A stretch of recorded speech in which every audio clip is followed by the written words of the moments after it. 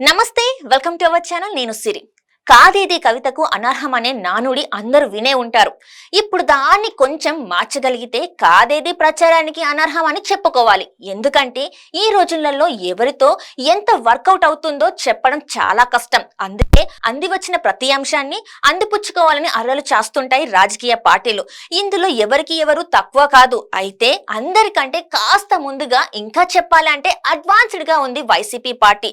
ఇప్పుడు అదే ఆ పార్టీ కొంపముంచింది. మరి ఆ స్టోరీ ఏంటో మీరు చూసేయండి. 2019 ఎన్నికల్లో వైసీపీ సూపర్ మెజారిటీతో ఏపీలో అధికారాన్ని చేపట్టింది.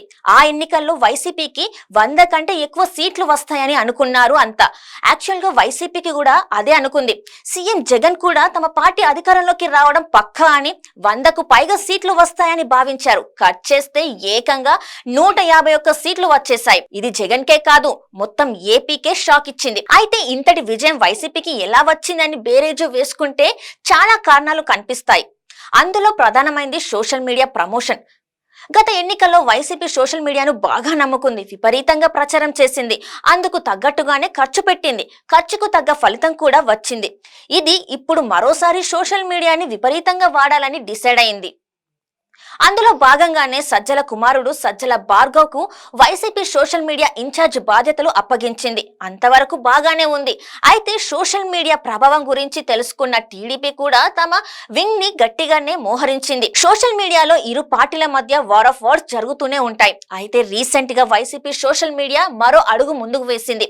సోషల్ మీడియాలో కాస్తో కూస్తో ఫేమ్ ఉన్న వారితో వైసీపీకి అనుకూలంగా పోస్టులు పెట్టించడం మొదలుపెట్టింది. పాపులర్ అయిన కూరలమ్మే ఆంటీని జగన్ గురించి చెప్పేలా బయట రిలీజ్ చేసింది. కట్ చేస్తే సోషల్ మీడియా ఇన్ఫ్లుయెన్సర్స్ పై బీభత్సమైన నెగటివిటీ మొదలైపోయింది. దీంతో వారంతా భయపడిపోయి వివరణ ఇచ్చుకుంటున్నారు. తాము జగన్ కు సపోర్ట్ చేయడం లేదని, ప్రమోషన్ వర్క్ లో భాగంగానే ఆ వీడియోస్ చేశామని చెప్పుకుంటున్నారు. ప్రస్తుతానికైతే తాము ఒకటి తలిస్తే సోషల్ మీడియాలో మరొకటి అయిందని తెగ టెన్షన్ పడుతుంది వైసీపీ సోషల్ మీడియా. గత ఎన్నికల్లో తెలంగాణ ప్రభుత్వం కూడా సోషల్ మీడియా ఇన్ఫ్లుయెన్సర్స్ చేత కొన్ని వీడియోలు చేయించింది. టీఆర్ఎస్ కు మద్దతు ఇవ్వాలని ఆ వీడియోలో సదరు సోషల్ మీడియా స్టార్స్ పోస్టులు పెట్టారు. కట్ చేస్తే టీఆర్ఎస్ ప్రభుత్వం పోయి కాంగ్రెస్ ప్రభుత్వం వచ్చింది. దాంతో అప్పటి నుంచి వారంతా దాదాపు మాయమైపోయారు. రేపు ఏపీలో జరగబోయేది కూడా ఇదే. ఇప్పుడు ఏదో డబ్బులు ఇస్తున్నారని ఆశపడి ఏది పడితే అది మాట్లాడితే రేపు దానికి తగ్గ మూల్యం చెల్లించుకోవాల్సిన పరిస్థితి రావచ్చు. దీంతో వైసీపీ నుంచి ఫోన్ అంటే సోషల్ మీడియా స్టార్స్ వణికిపోతున్నారు.